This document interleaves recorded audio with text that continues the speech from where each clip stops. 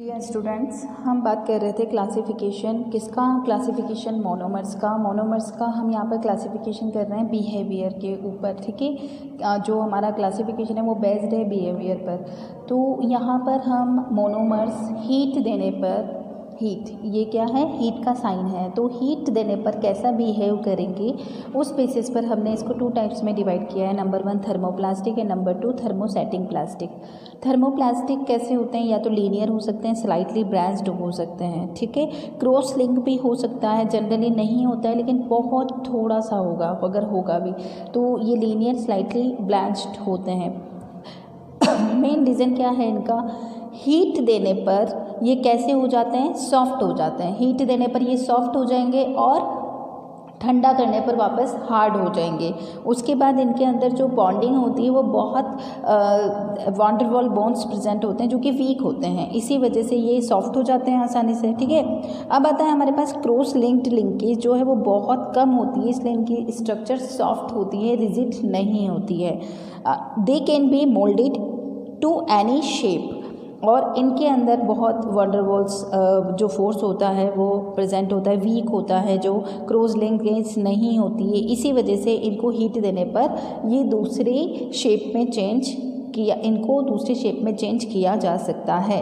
ठीक है, और इसी वजह से हम इसको बार बार यूज़ कर सकते हैं। ऐसे प्लास्टिक जिसको गर्म करके हम अपना मनचाहा शेप दे दें और उसको अपने अकॉर्डिंग यूज़ भी कर लें, इसलिए हम इनको क्या कर सकते हैं, बार बार यूज़ कर सकते हैं। दे can B reused again and again. Example polythene and PVC. ठीक है, विनाइल क्लोराइड से जो पीवीसी पाइप जो बनते हैं ना, वो है ये। ठीक है, जिनको हम रीयूज़ कर सकते हैं। अब आता है थर्मोसेटिंग, नाम से पता लग रहा है थर्मोसेटिंग। थर्म देने पर भी, हीट देने पर भी जो सेट रहे, जिनका शेप चेंज ना हो, उसको हम क्या बोलेंगे, थर्मोसेटिंग प्लास्टिक। क्यों होता है ऐसा, क्योंकि इनके अंदर क्या प्रेजेंट होती है, क्रॉस लिंकेज प्रेजेंट होती है। इंपॉर्टेंट, क्रॉस लिंकेज प्रेजेंट होती है, इसी वजह से इनका शेप ये हीट देने पर आसानी से दूसरे शेप में चेंज नहीं होते हैं, और ये फ्रीली मूव भी। पॉलीथीन आसानी से आप उसको मोल्ड कर सकते हो, मतलब स्ट्रक्चर उसकी चेंज कर सकते हो, खींच भी सकते हो उसको, लेकिन इनको आप दूसरे आसानी से मूवमेंट नहीं करवा सकते।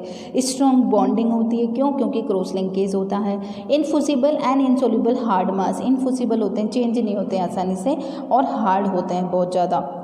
परमानेंटली रिजिड, एक ही स्ट्रक्चर बन गई वही बन गई, चेंज नहीं कर सकते।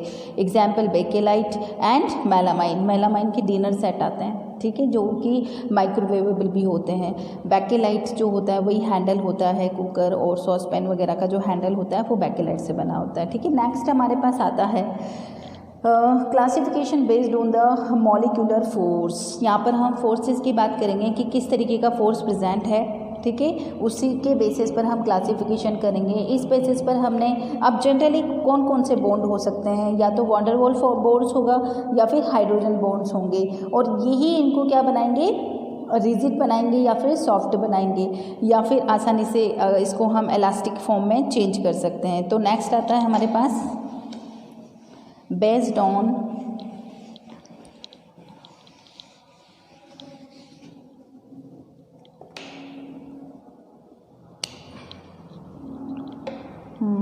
based on molecular force.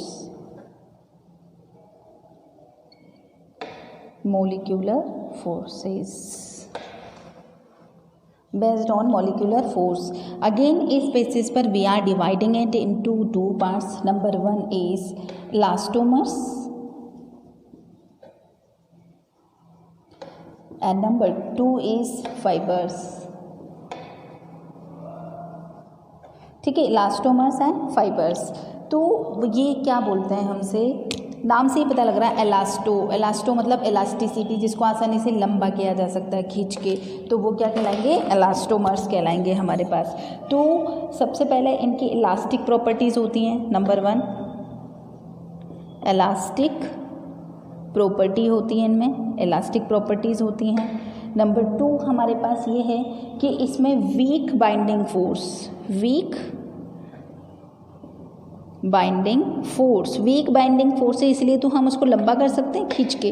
Week binding force, जिसको कि हम वीक बाइंडिंग फोर्स या फिर वीक जो इंटरमोलिकुलर फोर्स होता है वो कैसा होता है, वीकेस्ट होता है।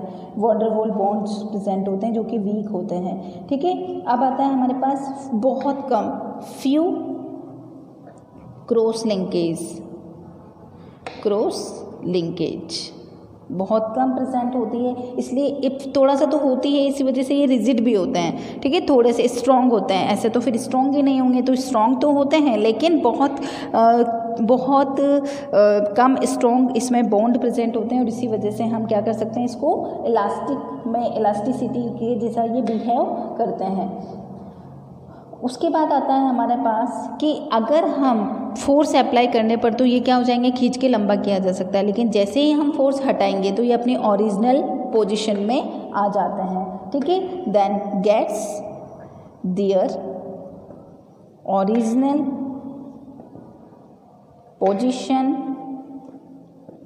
व्हेन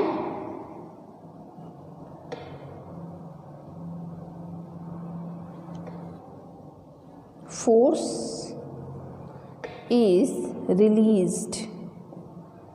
जब फोर्स रिलीज्ड किया जाता है तब ये वापस कहाँ जाते हैं, अपनी ओरिजिनल पोजीशन में आ जाते हैं। जैसे कि इसका एग्जाम्पल्स बुनाएस जो कि रबर होता है एक, ठीक है, नियोप्रेन, ये सब इसका क्या है, एग्जाम्पल हैं। अब आता है हमारे पास नेक्स्ट कि ये कैसे होते हैं, बहुत ज़्यादा सॉलिड होते हैं फाइबर्स सबसे पहले तो थ्रेड लाइक कैसे होते हैं, ये थ्रेड लाइक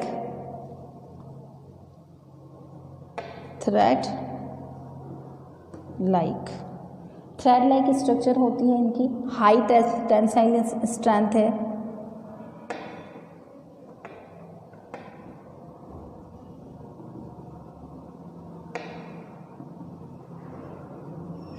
मतलब आसानी से इनको खींच के लंबा नहीं किया जा सकता, ठीक है। और इनके अंदर स्ट्रॉन्ग हाइड्रोजन बॉन्ड प्रेजेंट होते हैं, ठीक है, और इसी वजह से इनको लंबा नहीं किया जा सकता, जबकि इनके अंदर वीक बॉन्ड प्रेजेंट होते हैं, ठीक है। अब आता है हमारे पास इनकी जो क्लोज पैकेजिंग होती है ये भी बहुत अच्छे से होती है, और they can be change, they are strong long, they can B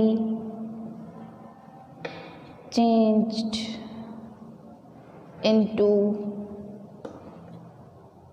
long thin thread like fibers। एक बार अगर अपन ने इनको लंबा कर दिया तो ये वैसे ही रहेंगे, जबकि इनको तो एलास्टोमर्स में एक बार आपने खींच के लंबा कर दिया तो छोड़ने पर वापस ये अपनी ओरिजिनल पोजीशन में आ जाएंगे, ये डिफरेंस होता है। अब आप कहेंगे एलास्टोमर्स, इनको भी तो खींच के आप लंबा कर सकते हो, बहुत पतला बना सकते हो, लेकिन बहुत ज़्यादा खींचने पर ब्रेक हो जाएंगे, और क्या करने पर जो फोर्स आपने अप्लाई किया हुआ है उसको छोड़ने पर ये वापस अपनी ओरिजिनल पोजीशन पे आ जाएंगे, जबकि इनको आप खींचकर बहुत लंबा कर सकते हो और ये अब उसी पोजीशन में रहेंगे फोर्स हटाने पर भी, बिल्कुल थ्रेड लाइक स्ट्रक्चर में ये क्या हो जाएंगे, चेंज हो जाएंगे। और इनको वॉविंग की जाता है, मतलब इनसे कपड़ा भी बना लिया जा सकता है। ये दूसरा एक फाइबर्स जो होते हैं, फैब्रिक्स होते हैं, वो भी बनाए जाते हैं। इसका एग्जाम्पल है नाइलॉन 66, ठीक है। आपको पता है ये कैसे बनाया था, ठीक है, hexamethylene diamine plus CH2 COOH क्या था, ये एडिपिक एसिड हेक्सामेथिलीन डाइएमीन और एडिपिक एसिड का कंडेंसेशन किया था अपन ने, जिससे कि H2O मॉलिक्यूल भी बाहर निकला था, और उससे क्या बना था, नाइलॉन 66 बना था। क्लियर है आपको, ठीक है। तो यहाँ तक ये हमारा क्लासिफिकेशन कंप्लीट होता है। अब आता है मेथड्स ऑफ पॉलीमराइजेशन, इम्पॉर्टेंट है। देखो, thermoplastic and thermosetting plastic very important, it is also important, but सबसे ज़्यादा इम्पॉर्टेंट जो अपने क्लासिफिकेशन किया उसमें थर्मोसेटिंग एंड थर्मोप्लास्टिक था, ठीक है। अब आता है हमारे पास न्यू टॉपिक,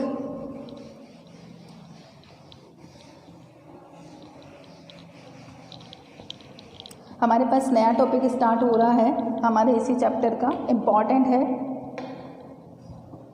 कि पॉलीमराइजेशन जो होता तो है, पॉलीमर्स मोनोमर से polymer banana.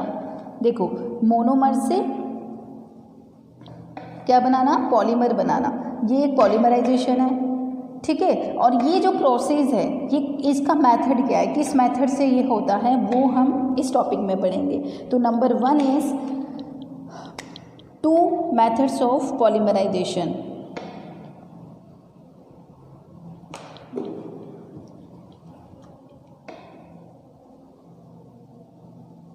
Methods of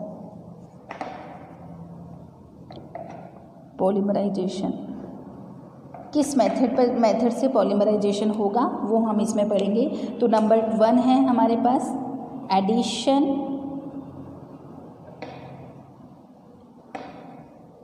polymerization. Number 2 है हमारे पास कंडेंसेशन, पढ़ा है अपन ने ये पहले भी, कंडेंसेशन पॉलीमराइजेशन, ठीक है। अब उसमें हम नंबर 1 ले रहे हैं एडिशन। नंबर 1 हमारे पास क्या आ गया, एडिशन पॉलीमराइजेशन। एडिशन पॉलीमराइजेशन में होगा क्या कि जो मोनोमर्स हैं वही आपस में क्या करते जाएंगे, जुड़ते जाएंगे, एक चेन के फॉर्म में क्या करेंगे, ये रिएक्ट करेंगे और इसी तरीके से चेन क्या होती जाएगी, लंबी होती जाएगी। और इसी वजह से हम इसको क्या बोलते हैं, chain growth polymerisation, chain growth polymerisation, ठीक है। इसमें मोनोमर्स ही आपस में जुड़ते हैं और क्या बनाते हैं, चेन बनाते हैं, और इसको हम क्या बोलते हैं, चेन ग्रोथ पॉलीमराइजेशन। क्लियर है आपको। यहाँ पर जो मोनोमर्स होते हैं वो सेम भी हो सकते हैं और डिफरेंट भी हो सकते हैं। अब यहाँ पर देखो कि कोई सी भी रिएक्शन है उसके 3 पार्ट्स हो सकते हैं। नंबर 1 इनिशिएशन, नंबर 2 क्या होगा, इनिशिएशन मतलब स्टार्टिंग, क्या होगा यहाँ पर, स्टार्टिंग। और नंबर 2 हमारे पास क्या होगा, प्रोपेगेशन। प्रोपेगेशन मतलब स्टार्टिंग हो चुकी है, अब आगे बढ़ रही है, रिएक्शन क्या हो रही है, आगे बढ़ रही है, बढ़ती जा रही है, बढ़ती जा रही है, बढ़ती जा रही है। अब हमारे पास एक टाइम तो ऐसा आएगा जब वो रिएक्शन क्या होगी, ख़त्म होगी और हमारे पास क्या बन जाएगा, मोनोमर से पॉलीमर बन जाएगा। तो उसको ख़त्म करना भी ज़रूरी है और वो पॉइंट कैसा होगा, एंड पॉइंट, एंडिंग, ठीक है। तो कोई सी भी रिएक्शन है उसके 3 पार्ट होते हैं, 3 स्टेप्स जो है वो फॉलो करती है कोई सी भी reaction, initiation, propagation and ending, ठीक है। तो इसके बारे में हम पढ़ेंगे। ये जो रिएक्शन है हमारे पास, methods of polymerization. Number 1 addition. Addition जो है वो 2 तरीके से हो सकता है हमारे पास। किस तरीके से हो सकता है ये, इसके 2 मेथड हैं हमारे पास। ए फ्री रेडिकल और नंबर 2 जो है वो हमारे पास है आयोनिक मेथड, आयोनिक